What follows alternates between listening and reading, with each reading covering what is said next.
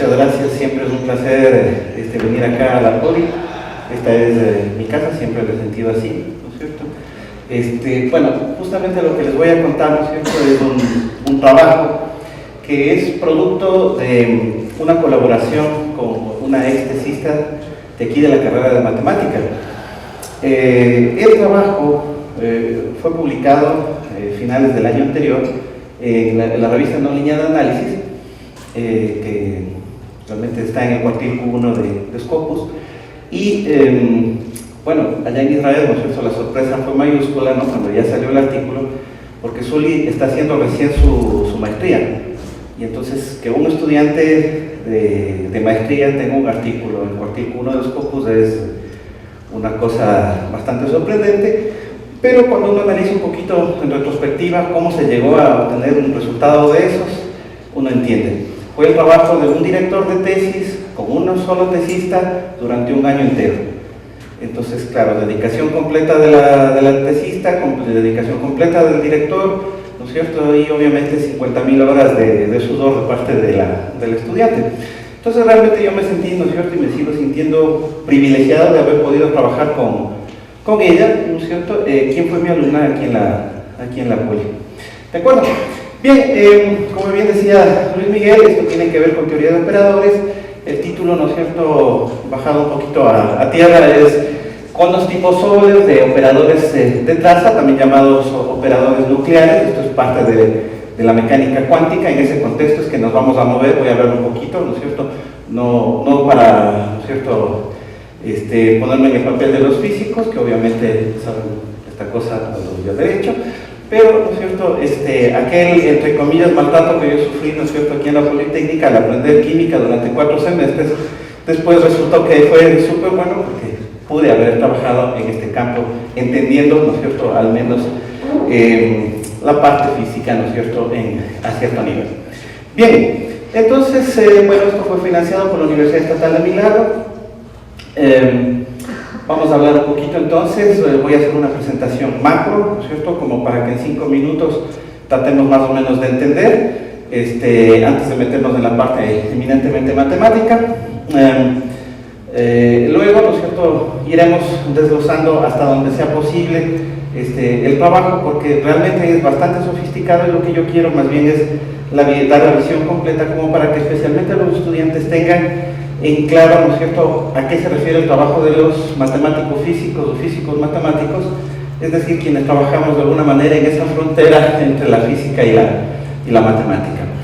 Todo esto siempre tiene un contexto físico. De hecho voy a hablar de funcionales de energía libre, funcionales de entropía, cosas de ese estilo, pero evidentemente siempre con un contexto bajado a términos matemáticos. Bien, entonces vamos con la parte interesante, por decirlo de alguna manera, para que no se queden dormidos todos, ¿no es cierto? Esto tiene que ver básicamente con el proceso de miniaturización de los semiconductores. Bueno, como dice un colega mío, ¿no es cierto?, los ingenieros están miniaturizando, tú no sabes ni qué es lo que estás haciendo. Por supuesto, los matemáticos recibimos ya el problema complicado, ¿no es cierto?, de probar que existen soluciones y todo lo demás. Los físicos ponen la parte teórica, los ingenieros, ¿no es cierto?, a veces no saben por qué vuela el avión, pero le hacen volar el avión, ¿no es cierto? La evolución justamente de los dispositivos basados en semiconductores involucra básicamente estos 3 procesos. Hay que mejorar el rendimiento operacional, hay que hacer una miniaturización y el mejoramiento de la eficiencia energética, que también, ¿no es cierto?, tiene que ver con lo que vamos a ver ya mismo. Bien, en la parte de formalización del problema entran los físicos, ¿no es cierto? Y acá, ¿no es cierto?, un poquito de comentario, ¿no es cierto?, durante bastante tiempo, para poder hacer este proceso de miniaturización de los dispositivos semiconductores, se necesitaba básicamente métodos numéricos. Pero para poder, ¿no es cierto?, tener una visión discreta, ¿no es cierto?, una visión de masas y todo lo demás de los problemas, lo que se hacía era aplicar, ¿no es cierto?, mecánica semiclásica, que es una aproximación, ¿no es cierto?, de la mecánica cuántica, ¿no es cierto?, en tanto que la constante de Planck, ¿no es cierto?, se le considera, la h se le considera como un épsilon, y se le va haciendo tender básicamente a cero, ¿de acuerdo? Entonces deja de ser una constante, ¿no es cierto?, y se le hace variar. Esa es la idea de la mecánica semiclásica, y durante bastante tiempo se utilizó todo este contexto, ¿no es cierto?, para poder y reduciendo, miniaturizando los dispositivos electrónicos. Ahora, ¿qué es lo que sucede? ¿No es cierto? Si comparamos el tamaño de los dispositivos, ¿no es cierto?, nos damos cuenta de que esta cosa es sumamente intensa, al punto que, ¿no es cierto?, posiblemente el celular que yo tengo acá, ¿no es cierto?, sea mucho más potente que las computadoras que ayudaron a llevarle al hombre a la luna. Y el proceso se sigue manteniendo, nunca se detiene. Se llega a un punto en el cual, para poder continuar este proceso de miniaturización, ya no se puede utilizar más la mecánica semiclásica. Y entonces necesito ya definitivamente dar un salto a la mecánica cuántica propiamente hablando. Y en ese sentido necesito nuevas matemáticas, nuevos métodos numéricos para poder continuar ese proceso. Entonces es en esa parte donde este tipo de resultados intervienen. El antecesor a este trabajo, ¿no es cierto?, fue trabajado con Patricio Felber de la Universidad de Chile, Premio Nacional de Ciencias de Chile, y con Jean Dolbeau, ¿no es cierto?, en este momento vicecanciller de la París 9 Dauphine en Francia. Bien, eso es lo que se está haciendo, ¿no es cierto? Hay problemas teóricos, hay cualquier cantidad de trabajos que se pueden seguir realizando en este ámbito. Y, ¿no es cierto?, este nuevo enfoque, ¿no es cierto?, que les acabo de comentar, basado en la mecánica cuántica, tiene que obviamente interpretarse de la forma apropiada, porque la mecánica cuántica, ¿no es cierto?, marca una diferencia enorme con respecto a la mecánica clásica, la del manzanazo de Newton en la cabeza. En mecánica clásica, ¿no es cierto?, si yo conozco básicamente la posición de una partícula o de un cuerpo en una posición y con una velocidad, a grosso modo yo sé, ¿no es cierto?, cómo va a continuar su trayectoria. Es decir, en un momento dado, en un tiempo determinado, yo puedo acceder a la información completa sobre posición y velocidad. En cambio que en mecánica cuántica, si gano toda la información, a grosso modo, sobre velocidad, pierdo toda la información sobre, ¿no es cierto?, la contraparte. Y viceversa, si tengo toda la información sobre velocidad, pierdo toda la información sobre posición. Es el principio de incertidumbre de Heisenberg. ¿De acuerdo? Entonces, las cosas acá, ¿no es cierto?, ya no son determinísticas, todo se vuelve probabilístico, ¿no es cierto?, y comienzan a intervenir cosas bien bonitas porque es una mezcla de teoría de probabilidades con teoría de operadores, de ecuaciones diferenciales, y, bueno, ¿no es cierto?, eso es más o menos por lo que dijo Luis Miguel, ¿no es cierto?, que intervengo en esas tres líneas de trabajo, es básicamente por la parte física. O sea, necesariamente hay que saber un poco de estas cosas para poder resolverlo. Bien, las resoluciones teóricas que involucran necesariamente modelos matemáticos ahorran cantidades enormes de dinero a las empresas involucradas en investigación, innovación y desarrollo. Obviamente esa es la razón por la cual eventualmente nos vemos motivados por estos problemas. Bien. A ver.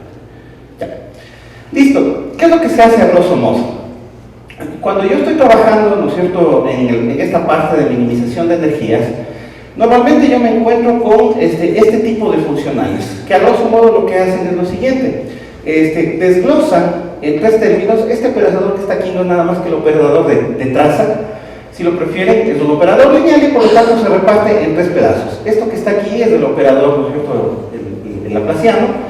Y mecánica cuántica, ¿no es cierto?, el menos laplaciano está asociado básicamente a la energía cinética. Entonces, este pedacito que está aquí, ¿no es cierto?, está asociado a la energía cinética. Este pedazo que está acá, ¿no es cierto?, esto es un potencial, energía potencial, y este pedazo que está acá, ¿no es cierto?, es una entropía. Entonces, energía cinética más energía potencial más entropía, todo eso de energía libre. Ahora bien, esto que está acá, ¿no es cierto?, estos tres términos, en realidad están trabajando sobre este tipo de operadores R. Es decir, estamos viviendo, ¿no es cierto?, en un universo, básicamente, como para que se hagan una idea, ¿no es cierto?, tenemos las funciones L2, es decir, funciones de cuadrado integrable, y estoy ahorita trabajando con operadores que reciben como materia prima un operador, una función L2, devuelve también una función L2, y estos operadores están arriba recibiendo como materia prima los operadores, ¿no es cierto?, y buscan minimizar estas cantidades que son energías, ¿no es cierto?, que le estamos llamando energía libre, o también, ¿no es cierto?, se le suele llamar entropías generalizadas. ¿De acuerdo? Bien, entonces ese es básicamente el contexto. Ahora, estos operadores que están acá, ¿no es cierto?, debe tener ciertas características que reflejen obviamente lo que son, ¿no es cierto?, lo que es la mecánica cuántica. Y entonces, ¿no es cierto?, yo siempre hago este análogo, uno puede pensar en uno de estos operadores de la mecánica cuántica como que fuera, ¿no es cierto?, piensen primero en una matriz, n por n, que es simétrica, bonita, ¿no es cierto?, además definida positiva, muy bonito, ¿no es cierto?, y que además, ¿no es cierto?, como es finita, no hay problema, yo puedo calcular la traza, básicamente la sumatoria de los valores propios. Pero ahora, ¿no es cierto?, liberemos el problema de la dimensión. Pensemos que sigue siendo la misma matriz, pero ahora tiene infinitas filas e infinitas columnas. Mantengamos la idea de que, ¿no es cierto?, la matriz sigue siendo simétrica, de que sigue teniendo valores propios y que, para que haya coherencia, la sumatoria de sus valores propios, llamada traza, también es finita. Estos operadores en particular, ¿no es cierto?, para quienes somos estudiantes de matemáticas, se denominan operadores de traza, positivos, ¿no es cierto? Obviamente, si son de traza, son compactos, pero este es el universo perfecto, entre comillas, para manejar, ¿no es cierto?, los operadores. Son lo más cercano a las matrices n por n que describí hace un rato. ¿De acuerdo? Bien, entonces, ¿qué es lo que se busca? Se busca minimizar estos potenciales. ¿De acuerdo? En energía libre yo quiero que se hagan encontrar minimizadores. Ahora, para quienes, ¿no es cierto?, les gusta el análisis, ¿qué necesito yo para poder, ¿no es cierto?, tener éxito en un proceso de minimización? Yo necesito, ¿no es cierto?, que si tomo una sucesión que es candidata, ¿no es cierto?, a encontrar un minimizante, una sucesión minimizante, yo necesito saber si esa sucesión converge.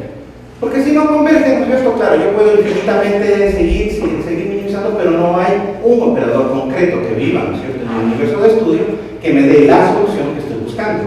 Por lo tanto, ¿no es cierto?, lo que nosotros construimos acá, ¿no es cierto?, son condiciones que permiten justamente obtener estos criterios de compacidad. Ahora bien, ¿por qué se le llama, ¿no es cierto?, ustedes vieron en el título que decía Sobolev-like conos, o sea, conos tipo Sobolev?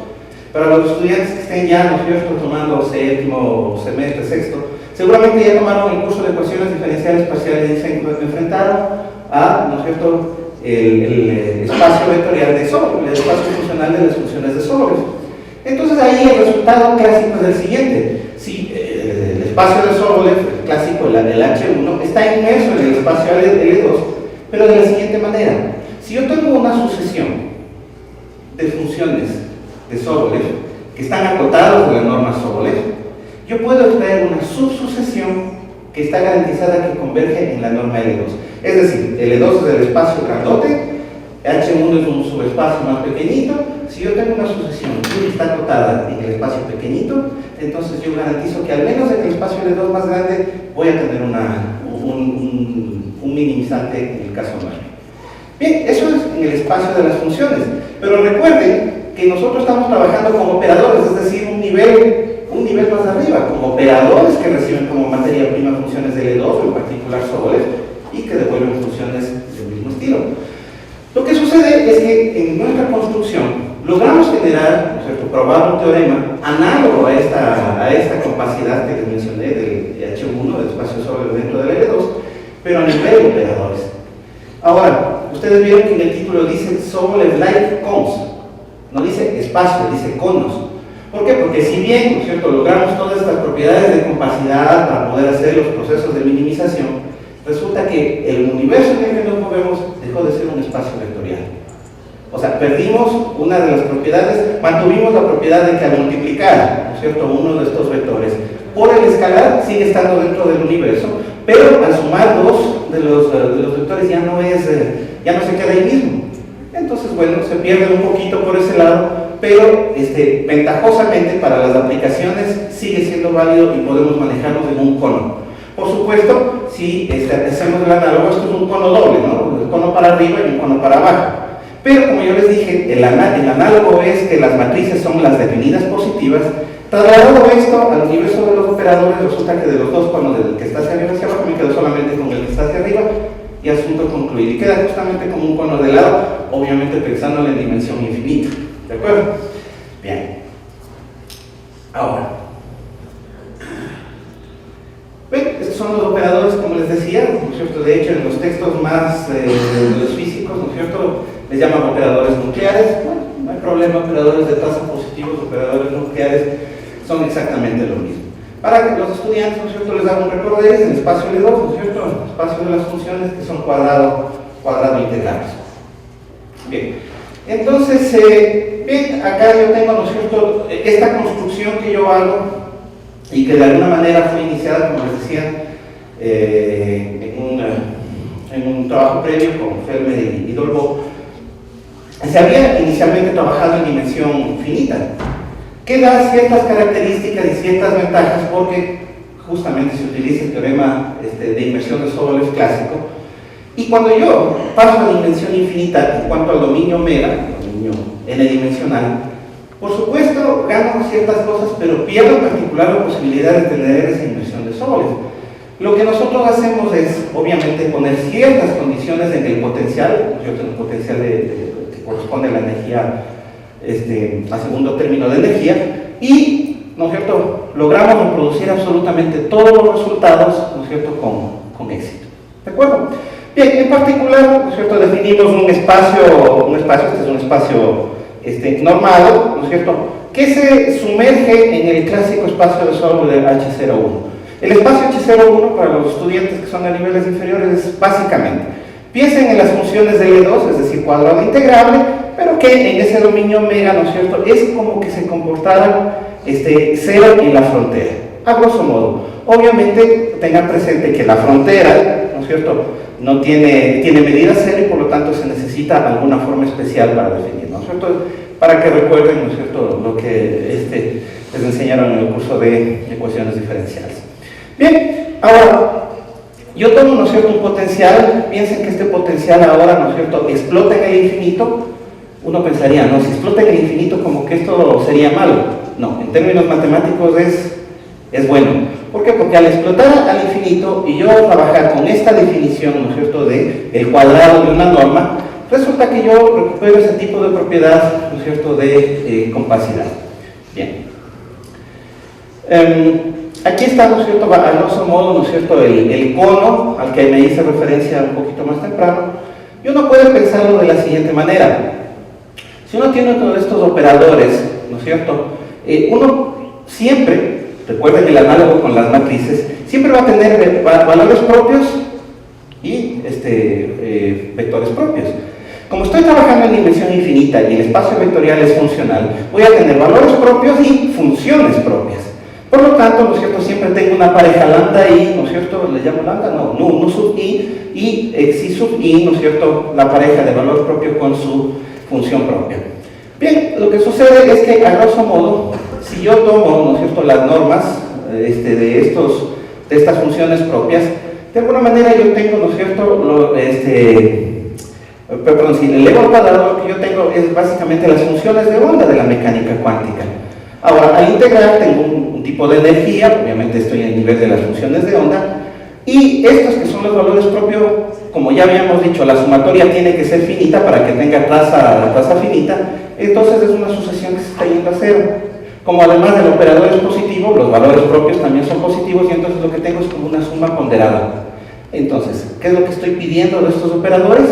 ¿No es cierto? Que esta suma, ¿no es cierto?, ponderada de todas las normas de las funciones propias, ¿no es cierto?, sea convergente.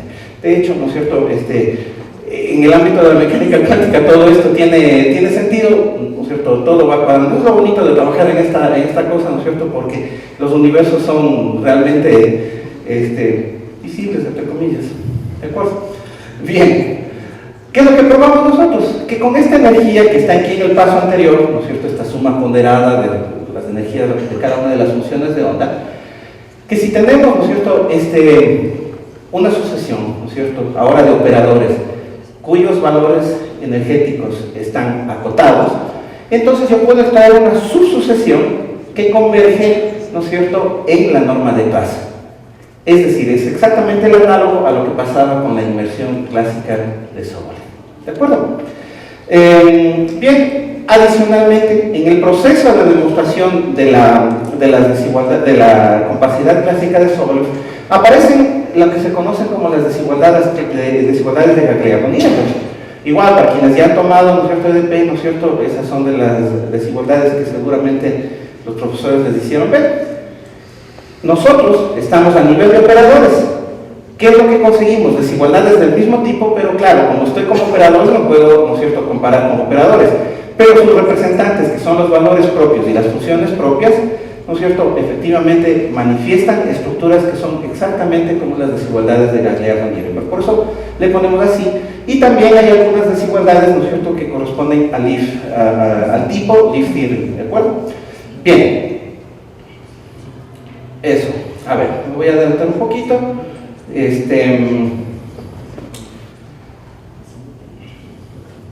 Bueno, aquí están un poquito sobre los postulados, ¿no es cierto?, para los estudiantes les puedo comentar a grosso modo.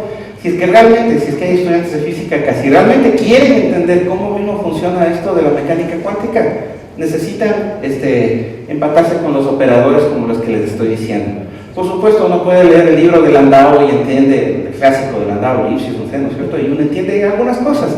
Pero si realmente quieren comprender cómo funciona la mecánica cuántica, tienen que, ¿no es cierto?, empatarse con estos operadores.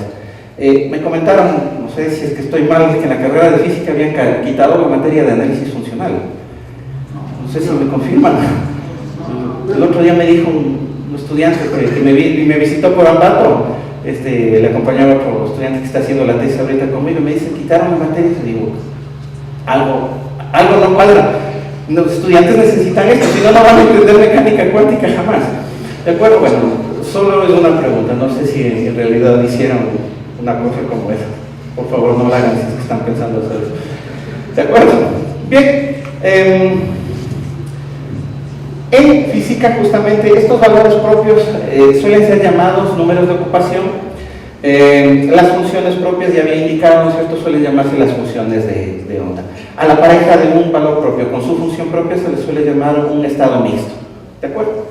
De hecho, las desigualdades de Leaf Theory, ¿no es cierto?, fueron probadas sobre estados mixtos, y entonces, al probar sobre estados mixtos, realmente son unas cosas complicadas. ¿De dónde vino este problema? Es interesante. Cuando yo estaba haciendo la segunda parte de mi tesis doctoral, Jean Dolbeau, mi director en Francia, me mandó a la Universidad de Toulouse, donde estaba otro profesor, los dos profesores que trabajaban sobre este tipo de cosas, y claro, todos estaban trabajando en estados mixtos, es decir, sucesiones donde aparecían los valores propios y las funciones de onda. Pero claro, cuando quiero minimizar eso, es una cosa pero espantosa. Y nos aparecían efectivamente unas matrices horribles que definitivamente yo creo que no era posible de minimizar. Entonces a mí se me ocurrió y les decía, pero si yo tengo las funciones propias y los valores propios, entonces en vez de trabajar con los estados mixtos, trabajemos directamente con los operadores. Es decir, en vez de estar minimizando sobre estas sucesiones enormes, agarremos todo el operador y minimicemos con los operadores. Y efectivamente esa fue la solución. Bien. El potencial que yo hacía referencia y que me permite retomar todos estos resultados, recuperarlos, tiene esta característica. ¿Por qué no escribo simplemente el límite cuando la norma, ¿no es cierto?, se va a infinito, que explote?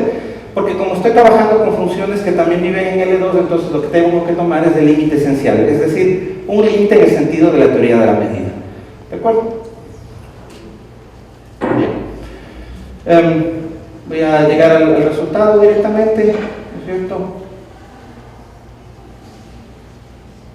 Este es un campo bien bonito.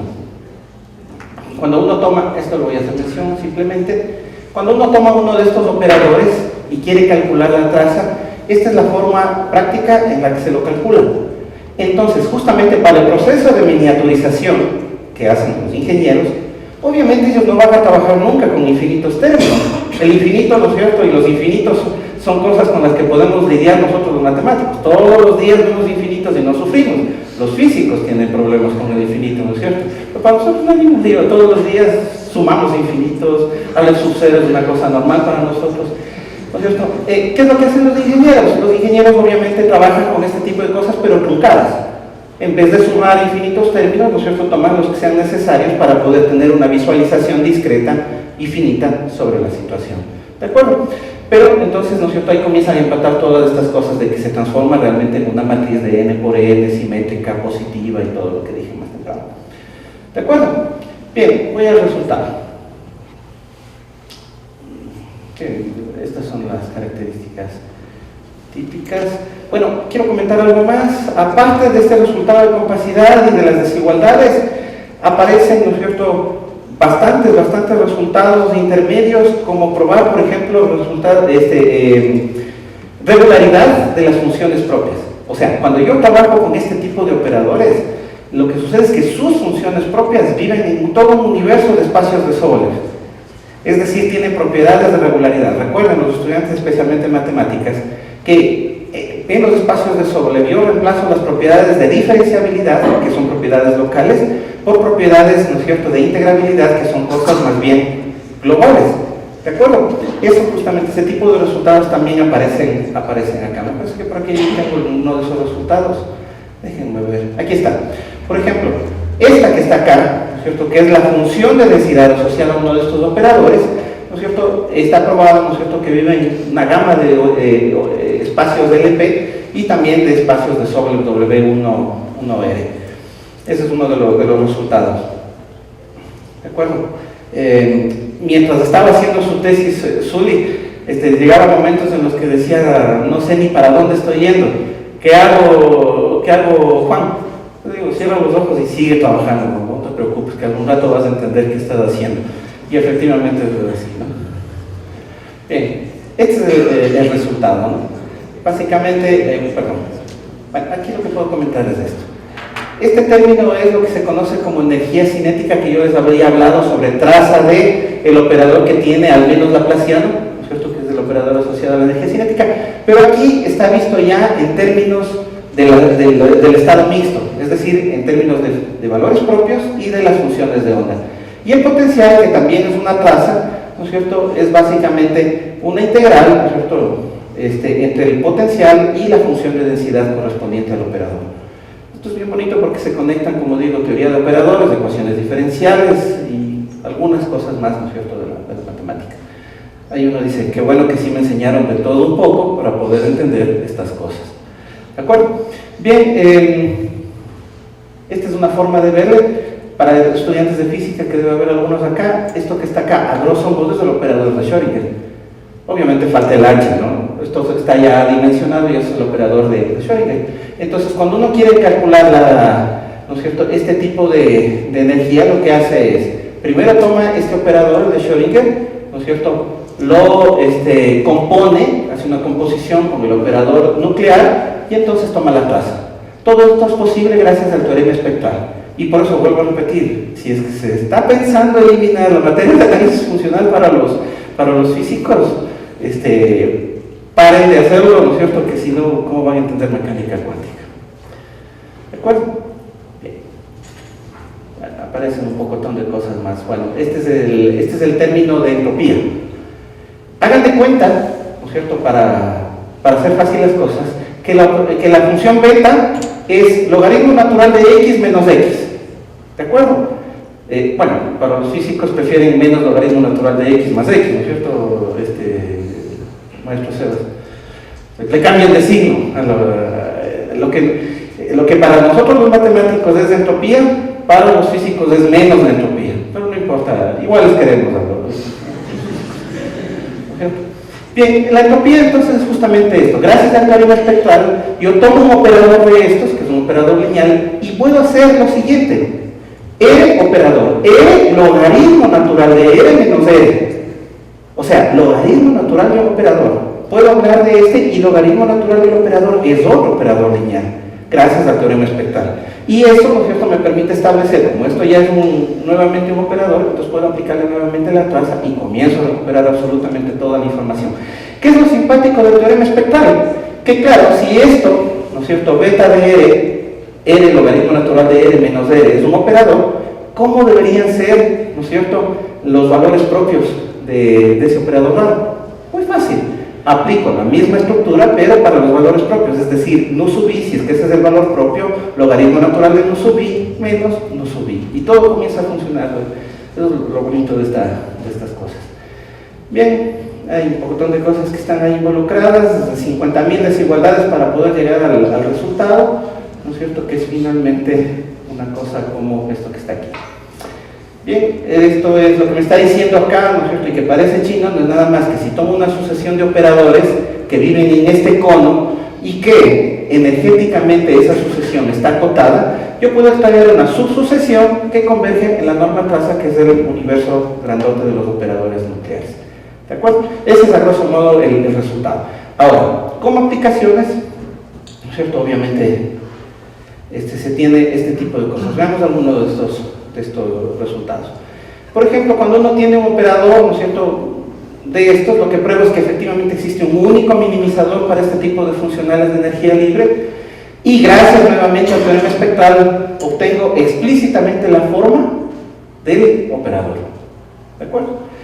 Entonces, acá, como ustedes ven, nuevamente aparece el operador de Schrödinger, no le pare mucha zona, ¿no es cierto?, este lambda. Esto es el operador de Schrödinger, ¿no es cierto?, y lo que estoy haciendo es beta, que era, entre comillas, x logaritmo natural de x menos x, para simplificar, estoy utilizando su derivada y la función inversa y recupero la única solución del problema minimizador. Es decir, me está dando concretamente una solución para todo este problema que Dios mediante, ¿no es cierto?, nos ayudará algún rato, a través de los ingenieros, obviamente, a tener alguna computadora un poquito más eficiente, que consuma menos energía y que sea un poquito más pequeña. Eso es lo que les quería contar. Muchas gracias.